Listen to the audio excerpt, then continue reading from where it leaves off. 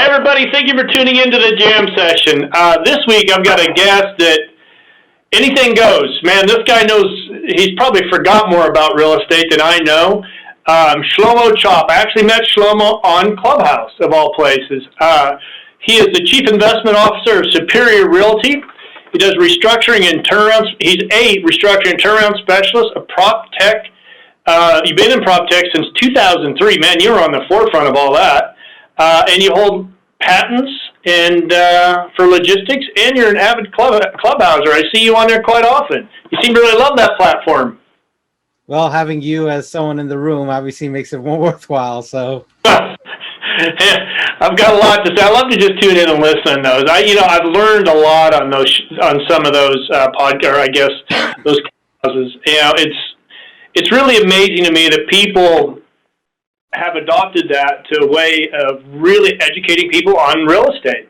I've gone into some of those clubhouses and learned people like yourself that are giving these new people advice that's absolutely priceless, that they wouldn't have got before this. I mean, nobody was going to give them all this information, but they log on to that app and they can get the education that they really need and all the information.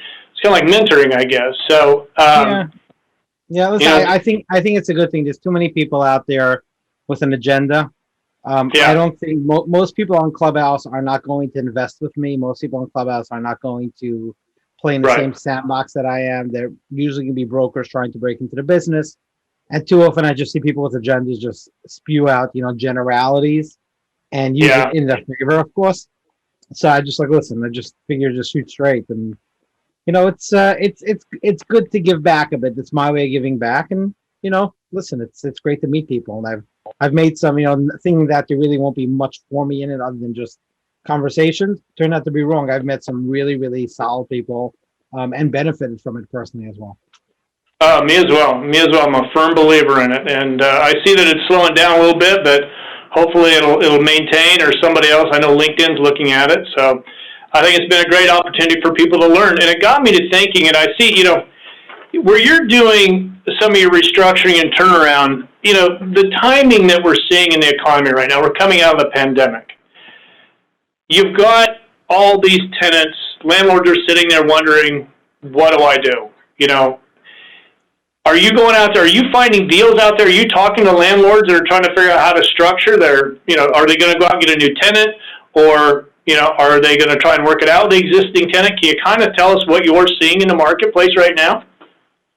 Yeah, so what I'm seeing in the marketplace is it's very hard to connect from the theoretical to the practical. And when I say theoretical, I mean what's going on in the market generally with tenants, and practical meaning how it impacts the value of your property and dealing with a lender and restructuring your property. The reason for that is because, we have all this debt that's in the market right now. There's always someone ready to go give you a loan and at maybe some, weakened underwriting terms or weakened credit. That there are a lot of escape hatches right now for people that aren't doing that great. What I would say is what I'm seeing in the market is, depending on the asset class. I mean, obviously industrial. Let's check them one at a time. Multifamily, there's challenges with people paying rent, but people are ignoring it. So what does that mean? I don't know. We won't know until unemployment benefits are cut back somewhat to see if people getting new jobs actually compensate for it. Okay, so let's put the multifamily on the side because who knows? It's still hot. It's crazy. People aren't focusing on the issues with it. Industrial, let's put that on the side because e-commerce is so hot right now. Everyone's looking to build an industrial site. Amazon's the biggest, from what I've seen, the biggest tenant out there taking space in industrial. I think refrigerated and freezer industrial is doing great. So let's put that on the side as well. Then we have hotels. Then we have office, right? There's two other huge asset classes. And then we got retail. Hotels, we've been in a downturn. And there's some markets, for example, look, Chicago, it's always been, well, I got this property. It's a commercial building, or New York, commercial building. What do we do with it? You really need that much commercial? Well, let's do a hotel, right? That's great. But then when you have an outside force with COVID, then that hurts the hotels. But the question then becomes, do you make a long-term decision? Do you say, I'm going to sell it, which means you can never get it back? Or do you try to sort of tread water? And even if you're a lender, you decide to sell it or foreclose, hold on to it, and sort of try to bring it back. So there's tremendous amount of uncertainty. Uncertainty is not good for a market. It means there's no transactions, which means brokers suffer as a result, right? So let's put that aside. We don't know what's happening with hotel. Let's take office. Office also is a little interesting because everyone could agree if you look at what JP Morgan, Jamie Dimon has said, that how they're changing their office footprint, that office is not going to be the way it was, right? Now, does that affect square footage? How much a company takes? Who knows? Because even if less people show up to the office, but if you have more square footage per person, because you want to give people more space, because now the whole thing with COVID, with germs, right? I guess soap will be used more often now moving forward, as opposed to people just eating and sitting down at a desk and whatever. The point is, then you'll maybe have the same amount of space, or maybe you won't, right? Because work from home is a new concept, and then we have the whole argument whether you're more productive at home or in the office. So it's another area where we just don't know what's happening, right? And then finally, with the retail side of it, I think the retail, there's so many divergent opinions with what happens with retail. I think to a certain extent, people think that retail has changed. A lot of people think that it's all e-commerce. A lot of people feel that retail is the place to touch and feel. But one thing you can't deny is that tenants have gone out of business. There's less tenants to show up, right? So the question is, what is retail moving forward? Retail wasn't always a doctor's office. Now retail is a doctor's office, right? So that's again another area of uncertainty, and the question becomes which properties are overbuilt, which areas and properties are in the overbuilt column, which areas and properties in the underbuilt column, and we have to see what happens there. And it's very difficult sort of to understand. And even tenants signing new leases, the question is, what will the prototype be? Because if let's say TJ Maxx comes in the size of 30,000 square foot space, it's arguably you could mention that you could assume that they may not need that type of space moving forward, or somebody will say that they do. It's hard to know because prototypes change based on market conditions. So we have these three asset classes that no one knows what happens. But irrespective of all that, your lender is not going to skip the rush and take the discount today. Here's why. A lot of these lenders are not banks. And if they're not banks, they don't have cash liquidity issues, right? Because usual bank, they have to have X amount of assets, X amount of liabilities, or else you have issues with the Treasury, with FDIC. But now, if you're a closed-ended fund, if you're not a bank, then it becomes an issue. So without delving too deeply, I think practically no one is sort of, let me not the word use no one, that's a very broad term. Many lenders are not taking action that cannot be reversed because they're just not sure what's going to happen. And then there are implications based on the actions they do take, which are sort of secondary, tertiary, and go down a rabbit hole. So I think what we're seeing in the market is a lot of uncertainty. If you're buying something today, you're making a bet. Very simply, always making a bet. But now you're making a bet as to what's going to happen. I personally don't like betting on the future. I personally like sort of right now. So that's what I'm seeing. What asset class do your investment company? What do you focus on? So I like to invest based on a thesis, right? I don't basically go out there and say, okay, we're buying multifamily. Have a good day, right? So 2 years ago, I invested in Chicago. I bought office building, right? I went to Chicago because I felt that rents were low as compared to other markets, and Chicago itself, its GDP is huge compared to even other countries, right? So I felt that the market had possibility on the upswing. I then decided I wanted to focus on creative office loft, right? Because that's the latest craze. And it's the latest craze because you could have flexible space, so to speak, as opposed to having a 30,000 square foot footprint right in the heart of the loop, right? So I focus on a specific asset class. I spent a year visiting every single deal that's on the market and putting in bids on it and sort of getting to know what's going on. And then eventually we settled on a deal and we bought it, right? So and the same thing is on the retail side. It's the same thing. So, I work on several accounts. My, Superior Realty is a family office. We're long-term holders, mostly multifamily. We don't try to buy deals. We don't jump after deals. It's money we have in house, and we acquire it. We don't go in with partners.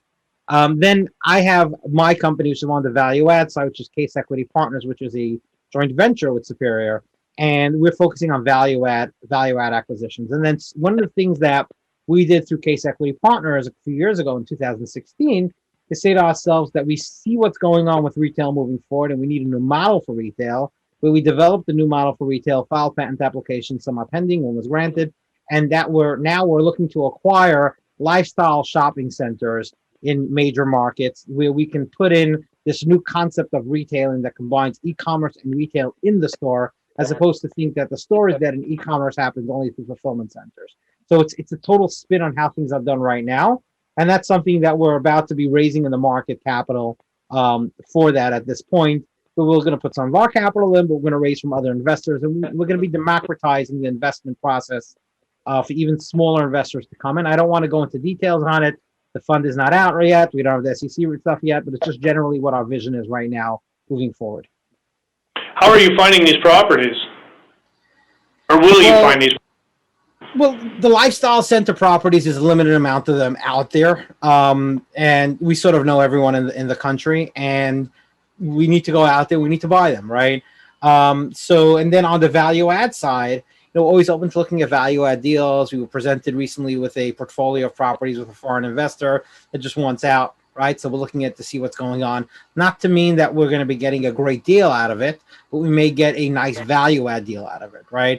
And then the question is, how do you adjust for the various issues with regards to COVID, with regards to square footage per employee? All those things have to be baked into the process. But I think, one of the things that I see that you talk a lot about is how do people get into the investing business, right? Yep. And I think the hardest thing to explain to people is that the herd mentality is not the way to go. Meaning, just because someone else invested doesn't mean you should be. The reason it's so hard is because it's been successful for the last 30 years. Well, here's what's happened in the last 30 years. Everybody talks about, the savings and loan crisis, the RTC. If you talk to anyone that's in the 50s, 60s, they'll tell you how they made their money. They bought deals. Sam Zell built his empire off of that, right? So the savings and loan crisis introduced a new entrant into the real estate ecosystem. And what that is institutional debt, where basically instead of a institutional investor buying a share in a property, they're able to buy a bond.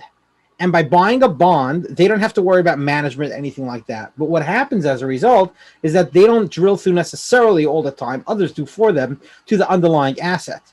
So when you can have two office buildings, one next to the other, one does no leasing, one does a crazy amount of leasing. This one doesn't have a single 90-degree angle in the building. This one is perfect, right? What an institutional investor will say, okay, let's put a 20% discount on this one, and we could figure something out, right? Let's figure out how to go and make it work. Well, the reality, it may not work. I mean, you have individuals in Los Angeles, for example, who made a lot of money. A certain doctor, for the longest time, he's made a lot of money in buying Class C assets. And he's done well for it, right? He does well. He's done well doing it, and good for him. But for a new investor coming into the market, it's very difficult for me to tell them that they will do well doing the follow the leader. But it's also very difficult for me to prove to them they won't, right? Because it's just about timing the market. That's what it is. So who knows what will happen? But I think there's a lot more to investing that has to be dug in. I always recommend to people when they ask me, like, how do I get started, right? Brooks, how do I get started?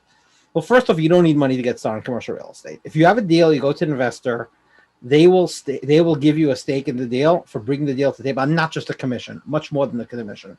Okay, so that's the first thing. It's a misnomer to think that I got to put my commission into the deal. That's not the case. Number one. Number two, I would not touch commercial real estate until I read every single book about commercial real estate investing, read the autobiography of huge players, guys like, Zeckendorf, biographies on Sam Zell, biographies on construction projects that have gone wrong and why. I mean, there's a great one with the San Francisco Post Office redevelopment where they built 2 towers. These are things that I did back in the day to sort of teach myself what's going on. And then you show up in a room and all of a sudden you have knowledge with that actually the experience, which puts you on an upward trajectory. But everyone's got a different path, but that's just what I recommend to people. I think, I agree. I mean, you need to, I was reading something last night. I was asked, do you think entrepreneurs take risk? And my initial thought is yes, but really, he goes, absolutely not. He goes, they all do their research before they start. He goes, the successful ones all do their research before they start, so they have actual less risk. And so it really got me to thinking, like, yeah, I guess, when I first jumped in, I started off just doing flips in Watson Compton, of all places. But I learned a lot doing that, first of all. But don't put the copper in until you close, and the water heater. Those walked off.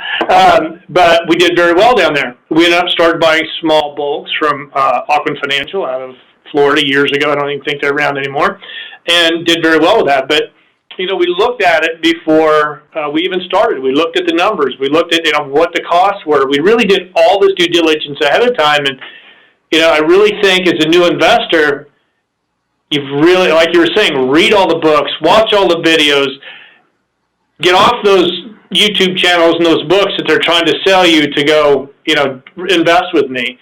Read biographies about what worked and what didn't work. I still read them. I read them often. So I love them. I think that's great advice that you're giving everybody is it's get educated before you start. Yeah, I mean the best story, if you want to talk about a guy that took a risk, the best story that I ever read was with Bill Zeckendorf, who was probably the biggest visionary in New York City's history as it comes to commercial real estate. And there was a area in Manhattan that had a lot of speakeasies, if you will. And he went on vacation and hired four or five brokers, several brokers. I don't know what the number was. And he told them each, I want you to buy this property, that property, that property, and that property. All right. And no broker knew of the other. He specifically went after specific properties. And then after a while, without anyone knowing, he put together this huge portfolio of land that no one knew he owned. And when Governor Nelson Rockefeller was looking for a site for the UN and they couldn't find something, he basically took out a map and he basically circled it and signed it, and that was the contract of sale. No one knew he owned it. And it sort of bailed him out because he was going through a very rough time at the time. He was able to take it off his books and sell it, and no one ever knew about it, right? And that's someone that basically, took a risk, a massive risk. But there's stories like that of people, and I mean, there's structures he put in place that I use till today. And then there are some really great books about really great real estate people. And when someone tries to sell you, books and how to, it's sort of like a sales manager talking to a salesperson, telling them what to say. There's a limit to what you could tell them. You can't tell them how to answer and how to respond. You could train them and let them be themselves, because no one will ever be the sales manager. Everyone has their own unique style, right? So to just do a how-to doesn't work. Training does work. Coaching does work. But I was always proud when I went to school for marketing that my teacher was the brand manager of Tylenol. So I wasn't being instructed by someone who couldn't make it in the real world, but someone that actually was there. And someone actually lived through a crisis when that whole poison thing was, he was actually the brand manager. So, so that's something, you want to take coaching from the right person, and you want to, use stories that you can learn from, not necessarily to apply, but sort of get a feel for it. You don't feel lost in discussions. Right. Yeah. I want to touch on this restructuring and turnaround you're doing, because that's always so interesting to me, because so many people want to buy this really good deal and go out and redo it and turn it around. Can you tell me the parameters of every asset you look, or a couple examples of an asset you look at that were highly successful for you? So let me first define what it is that I do, okay? There is a certain type of loan called a CMBS loan. A CMBS loan is essentially a lender makes a loan, sells it to a trust at a low profit to himself, right? This trust then combines it in a pool with many other assets, and now there's every month going to be a lot of cash flow that comes through. They then package it, as you watch The Big Short, it's similar to that. Package it into bonds, an A-rated bond, a B-rated bond, right? So the A-rated bond will give a return of 3%, a unrated bond will give a return of 14% potentially, right? And those are basically investments that institutions then go make, right? The challenge with those investments are that when you have an issue with it, the person managing it his job is to make sure that the investors that put money into buying these bonds, their business plan plays out, right? So, for example, if a guy buys an unrated bond, makes a 14% return, but he really underwrote at 10%, right? So he allocated some losses to it, right? It's the job of the special servicer, which is what this guy is called, to make sure that he doesn't go below 10%, right? So he doesn't really care, well, he doesn't have an interest in the loan being paid off in full, and his interest isn't necessarily aligned with you. And even if you tell him, listen, the property's just not worth it, let's do a deal, he's like, I don't really care. I think I can do a better job. He'll take it, right? So you need to have someone who understands what the lender's interests are, or the party representing the lender, working for you to explain to you and to explain to the lender in a way that makes sense for them to do a deal with you, okay? And There is a document called the pooling and servicing agreement. It's filed with the SEC. I mean that I know those documents called. I mean I don't know every single one, but I've read through them. I know what they contain. I know what the process is. So borrowers that have these types of loans, which make up most of the big loans across the country, approach me to help them in negotiating with the lender to work out some type of a deal that allows the lender to stay in control or mitigate an exposure that the borrower may have, and allows the borrower to work a deal with the lender. Okay, that's what I do. Okay. I often get requested, could you find a deal? Can you get these deals are all sold on market. It used to be there Yeah. was a way to get them off market. It's not. It's in this latest iteration of CMBS. It cannot be done. So essentially, what I do is I advise borrowers on the best path to protecting themselves and also to retaining an economic interest in the property moving forward. I negotiate modifications and so on and so forth. So, for example, right now we're working on a large office property, working on a special property that is not an office, but it's being used for specific use. That's has to do with the music industry. So because of COVID, it went down significantly in income and value. And so there's what else? Shopping centers that we're working on. We even have a case now where the lender's trying to foreclose on a client of mine who's current on his loan. That's how difficult. Yes, exactly. That's how difficult it could be in working with these special servicers, Yeah. and sometimes it boggles the mind. And the reason it boggles the mind is because you'd think they'd want to keep good customer relations with their customers so that in the future they take loans. But if you were to ask Right. anyone who had a CMBS loan worked out that has an alternative into other loans, whether they would do another CMBS loan again, I would assume you'd get a 75-25. No way. And that's a massive issue for the industry. So what's interesting over there is that, and this is where this ties into the whole distress in the market. A lot of these loans are not performing, but they've gotten some sort of temporary reprieve. Call it a forbearance deferral, which forbearance means you're in default, but I'm not coming after you for it. Deferral means because I'm not coming after you for it, we agree that we will take the money that I'm not collecting now and add it on to the loan later, right?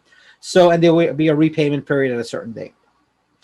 These loans are sitting there as zombies, if you will. I think the term was coined years ago in relation to Los Angeles office buildings. That there was an article written that this bunch of zombie buildings, but these are zombie loans sitting there that are in default. And when it comes time to repayment, it could be about 12 months in. And those properties, are going to be 12 months in default by the time it comes time for repayment. And those times are hitting right now. So if you have a hotel that got a forbearance deferral, if you got a retail that got a forbearance deferral, it potentially will increase the default rate. And the reason this makes a difference without going down a rabbit hole is that if it has a reduction in appraisal, it could cause the lender to have to sell it or to want to sell it, which means we'll get these deals on the market. But I will caution people. If you think it's going to get worse and you make a purchase in the first round of distress, you can end up making a bad investment. Yeah. So it's tricky. You got to take a risk. Timing is everything on this because you don't know it may keep going down for a while. When's it going to bottom out? Buy at the bottom as best you can. The timing of the market is rough. I think that's why you find institutions will always overpay. You'll find will always overpay for properties and will always undersell in distress because they're not into timing the market.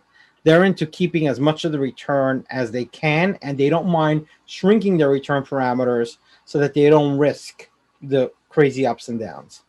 Yeah, and I think a lot of people, especially new investors, need to understand that for every dollar that a bank has out on a bad loan, they've got to keep that in reserve too. So, they want to do something as quick as they can. Only on the bank loans, but that's the problem with CMBS that they don't have it exactly. Yeah, CMBS. Well, the CMBS, yeah, that 2008, 2009. Were you in it then? Yeah, that's when I opened the business. I had an attorney that said, Shlomo, this is going to be. You opened it in 2008. Yeah, that's when I got into the business with opportunity, right? And an attorney friend of mine who was with CMBS servicers, he says, Shlomo, look into it. I downloaded documents. I sat there and I read through huge documents that no one else wanted to even look at. And that's how Yeah. I taught myself the business. Someone gave me a shot. That's how it is, guys. I was an entrance. A new entrant into the market, which is a whole new concept. And someone gave me a shot. I did well for him. Someone else gave me a shot. All of a sudden, I started having a reputation, and I've been doing it ever since. It's a good market to be in. So your crystal ball for the next 8 months in commercial real estate, what are we looking at? I dropped my crystal ball. It's done. It cracked. It's over. I don't know. You see, that's the problem because we have. Here's the thing. Okay, we have, according to logic, it would seem that there'll be issues, right? It would seem that there'd be distress. It would seem to be a decline in rental rates. It seemed to be a decline in values, right? But the reality is, the guys that have the reality is, I mean, we could sit here and plan. The economics is so intricate. There's so many. I mean, think about it, right? You get the Fed to say, "Oh, inflation is held at the right number. We're going to raise interest rates. We're going to do this." These guys are playing with a recipe. It's like a little more flour, a little more sugar. Who could keep up and predict, right? So in reality, yeah, there should be some issues. Will there be issues? I've been proven wrong. I don't know. I know. You know, they're calling our brokerage office, and there's people with so much cash right now going, "Hey, I need a deal. Are you getting foreclosures yet?" And we're not. We're not yet. You see, and I think you're hitting on a really important point, sort of to what I was saying before. Come up with an investment thesis. If it's like this, ADU is like this big thing, right? Create ADUs, right? ADUs are needed, right? Unless we're totally overhoused, which I don't believe we are, based on what I'm hearing from everybody. We're not overhoused. Okay, great. So it's an investment thesis. This is what you're doing. Stick to it. Do it. Make your money, right? Guys are like, oh, I need a deal. I mean, if you're a generalist, you're gonna get hurt. You're gonna get hurt. Yeah, I agree. Yeah, you want to know your path and know your numbers. We'll ask some of these people that call the office, hey, well, okay, you want a deal. What kind of cap rate are you looking at? Well, it depends. Have your numbers down. For your asset class. Obviously it ranges per asset class, but in the area of the town you want to be in. But know what you're looking for and the return you're looking for, and that's going to help.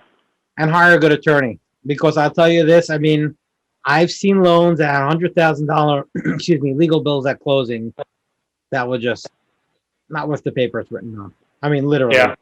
I mean, and you look at it, it's like, what did you pay the guy for?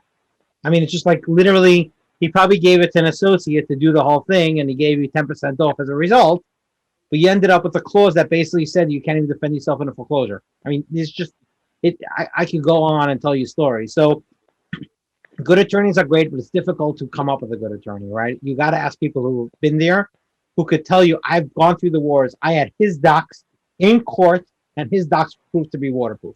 That's a sign of a good attorney, not just somebody who's who charges a good price or says the right thing, or is even smart. Because a good attorney has to be smart, but also be willing to put in that time and effort. Yeah. I'm not going to go into stories because then people get offended on the stories I'm bringing up. Because I don't talk about. A good real estate attorney. That's one thing we run into occasionally. Is we'll get, it's a friend of mine. They're whatever kind of attorney. Well, you need a real estate attorney because the comments we got back make no sense, and they're going up against a real estate attorney. So, all right, let's close it out. Give us two great tips for first-time investors. I got a feeling keeping you to two is going to be hard, but no, I don't have them readily available. So let me just think. So I think. Okay, I figured you'd rattle them off the top of your head. No. If I did that, I'd have a coaching session. I charge people. What are you talking about? The one that you just touched on. Build your team. You need to have a good team around you. People helping you find properties, helping you, an attorney, and a good title person. I would add to that, actually. Don't be afraid of having a partner, right? Real estate partners are deal by deal. You're not married to them. It's just one deal. Have a good partner. Make sure he's a good partner. Because if he's not a good partner, you're going to ruin your reputation. But if it doesn't go well, you don't make money, big deal. Okay. I think the second thing is don't be afraid not to make a lot of money on your first deal. Okay. Tell your investor who doesn't want you to make a penny, I'm not going to be a pig and I'll actually pay you money. Okay. Like play it that way, because once you have the loyalty, you'll be able to actually build on it. But I think another thing is like this: if you truly educate yourself and work hard to understand what's behind commercial real estate and dig in on it and read the thick books. I don't know whether I have a book. I have this real estate investing book that I read years ago. I keep it around. It's a textbook. It's a textbook. But I sometimes, it's good to read a textbook. Once you have that, and then your gut tells you something, and everyone tells you your gut is wrong, just go with your gut, because that's your investment thesis. Even if you're wrong, the next guy goes with his gut, but he makes other decisions that play into that gut. Your decisions that play into your gut opinion is going to play exactly into what your gut is telling you. So you can't just like I can't decide I'm making a chocolate cake and I'm making pizza at the same time. And hey, they're both good. Just mix them together. It doesn't work, right? So you need to sort of have, you need to have that. So I think you need to go with your gut, and you need to make sure you feel comfortable enough to make a gut opinion. And once you're there, if you feel comfortable and you want to take a dive, no one's ever made money being tepid on the sidelines. So go make a dive. And if you lose all of it, you'll go get yourself a job. You're going to learn from it. That's for damn sure, right? Sure, yeah. Well, all right, Shlomo, thank you very much. And for any of you that are watching and want to get in touch with Shlomo, I'm going to put his contact information down below, or you can reach out to me and I'll put you in direct contact with him as well. So Shlomo, thank you very much. I know you got a busy day. I appreciate you taking the time today, and I look forward to seeing you on Clubhouse. It's my pleasure. I look forward to seeing you someday in person, when we're allowed to actually see people in person. Yeah, exactly. It's coming. But all right, thank you, Shlomo. Take it easy, Joe. Thanks.